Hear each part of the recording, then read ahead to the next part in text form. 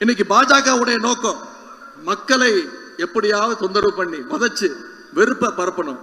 அதனால ஒவ்வொரு மாநிலமா வெறுப்பு அரசியலை பரப்பிட்டு இருக்காங்க. தமிழ்நாட்டில் வாலாட்டலான்னு முயற்சி பண்ணிட்டு இருக்கிறாங்க. நிச்சயம் நம்முடைய தலைவர் முத்துவேல் கருணாநிதி ஸ்டாலின் அவர்கள் என்ற மகத்தான தலைவர் இருக்கின்ற வரைக்கும் பாஜகவுடைய கலவர அரசியலை தமிழ்நாட்டு மக்கள் என்னைக்கும் உள்ள நுழைய விடமாட்டாங்க. போன வார காரைக்காலுக்கு வந்த திரு அமித்ஷா அவர்கள், நீங்க தொலைக்காட்சியில பார்த்திருப்பீங்க, செய்திகளை பார்த்திருப்பீங்க, ஒரு செவுத்துல பெயிண்ட் அடிச்சிட்டு இருந்தாரு. நீங்க எவ்வளவுதான் பெயிண்ட் அடிச்சாலும் சட்டமன்ற தேர்தலில் தமிழ்நாட்டு மக்கள் உங்களுடைய சங்கி கூட்ட முகத்துல கரியத்தான் நிச்சயம் தமிழ்நாட்டு மக்கள் பூசுவாங்க. இப்ப நடக்கிறது 8 கோடி மக்களுடைய உரிமைகளை பாதுகாக்கின்ற ஒரு போர். பாசிஸ்டுகள் அடிமைகள் எல்லாம் ஒன்னா சேர்ந்து வர்றாங்க. தமிழ்நாட்டை எப்படியாவது சீரழிக்கணும்னு முயற்சி பண்றாங்க. அதை தடுக்க வேண்டிய பொறுப்பு இளைஞரணியினர், நிர்வாகிகள் உங்களுடைய கைகளில் இருக்கு. நிர்வாகிகளுக்கெல்லாம் ஒரு அன்பு வேண்டுகோள், உங்களுடைய வீட்டை முதல்ல அரசியல் படுத்துங்க. தினமும் உங்க வீட்டில் இருக்கவங்களுடைய அரசியல் பேசுங்க, விவாதம் பண்ணுங்க. டெல்லி பாசிஸ்டுகளும் உள்ளூர் அடிமைகளும் தமிழ்நாட்டுக்கு என்னெல்லாம் துரோகம் செஞ்சிருக்கிறாங்கன்னு எடுத்து சொல்லுங்க. உங்களுடைய லைஃபை முதல்ல நீங்க நல்லா ஸ்டடியா புரிஞ்சுக்கோங்க, ஸ்டடி பண்ணிக்கோங்க. குடும்பம் மிக மிக முக்கியம். அதை விட முக்கியம் உங்களுடைய அடுத்த தலைமுறையினர். அதனாலதான் நம்ம இத்தனை விஷயங்களையும் போராட்டி பண்ணிட்டு இருக்கிறோம். வீடு நல்லா இருந்தாதான் நாடு நல்லா இருக்கும்னு பேரறிஞர் அண்ணா அவர்கள் நமக்கு சொல்லியிருக்கிறாங்க. இதையெல்லாம் மனசுல வச்சுக்கிட்டு இளைஞரணி நிர்வாகிகள் நீங்க பணியாற்றணும். ஒவ்வொரு வீடா போய் கழகத்துடைய கொள்கைகளையும் அரசினுடைய திட்டங்களையும் சாதனைகளையும் எடுத்து கூறுங்க. சட்டமன்ற தேர்தலுக்கு இன்னும் வெறும் 50 நாட்கள் தான் இருக்கு.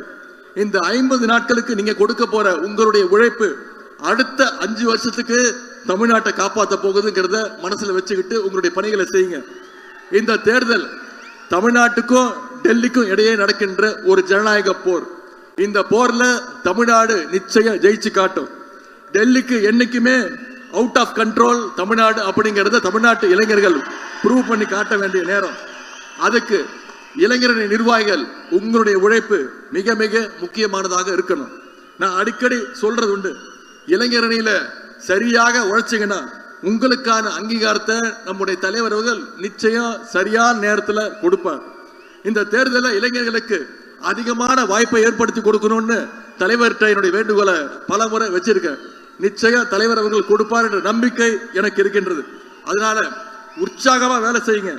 இன்னைக்கு சில பேர் நம்முடைய இயக்கத்தை அழிச்சிடலான்னு பகல் கனவு காணிட்டு இருக்காங்க. நம்மளை யாராலையும் எந்த நேரத்திலையும் அழிக்க முடியாது. பேரறிஞர் அண்ணா அவர்கள் ஏற்கனவே இதற்கான ஒரு பதிலை கொடுத்திருக்கிறார்.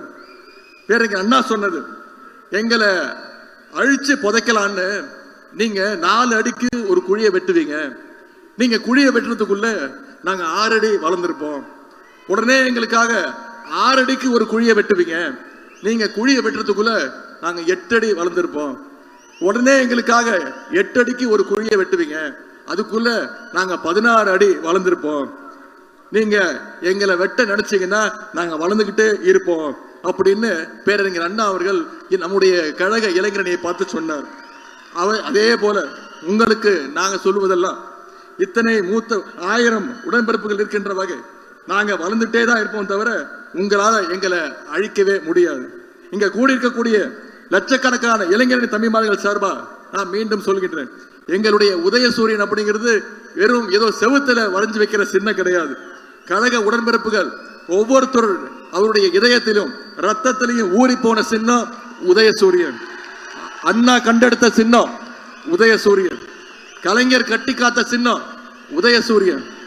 தலைவர் அவர்களால வெற்றியை மட்டுமே பெற்றுக் கொண்டிருக்கக்கூடிய ஒரு சின்னம் உதயசூரியன். உயிர் போனால் போகுமே தவிர உதயசூரியன் எங்களை விட்டு போகாது.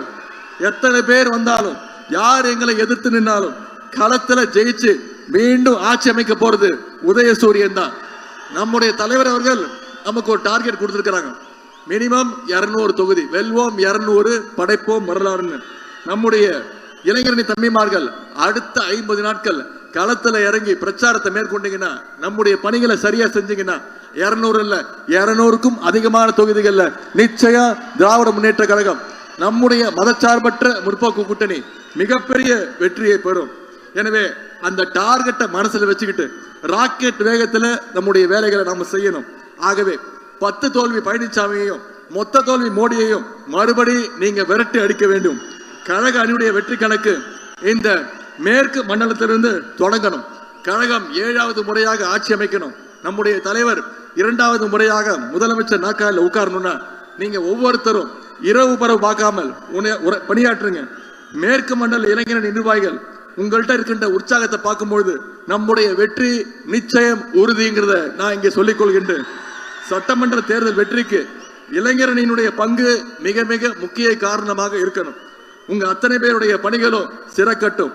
பல்வேறு மாவட்டங்களிலிருந்து பல்வேறு தூரங்களிலிருந்து பல்வேறு பகுதியிலிருந்து வந்திருக்கிறீங்க. நான் உங்ககிட்ட தயவு செய்து கேட்டுக்கொள்வதெல்லாம் திரும்பி போகும்போது மிகுந்த பாதுகாப்போடு கவனமாக உங்களுடைய பயணத்தை நீங்க வகுத்துக்கோங்க. அடுத்து பிரச்சாரத்திலையும் கழகத்துடைய வெற்றி விழாவிலும் மீண்டும் உங்களை எல்லாம் நான் சந்திக்கின்றேன். வெல்வோம் ஒன்றாக. தலைவர் தொடரட்டும்.